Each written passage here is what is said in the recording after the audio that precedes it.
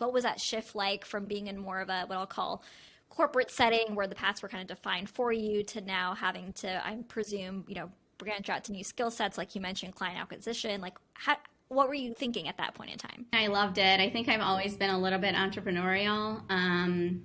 And I really liked thinking about more than just the business of providing legal advice. So like you said, like, where are we going to have offices? What's our logo going to look like? What's our website going to look like? How do I, like, business development, which at a big law firm, you do know business development at all because these firms and the one I was at have been around for 100 years. And so the clients come to them, and there's very little in the way of, like, get to know us and use us.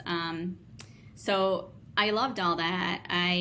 I really, I think, found my style when I was working for myself because I could really see real time what people needed and wanted from me. And some of it was legal advice. A lot of it was just like business advice, because they're like, you've seen other companies like mine. What do I do next? Like, how do I get this transaction done by, like, putting a structure in place that makes sense for both sides?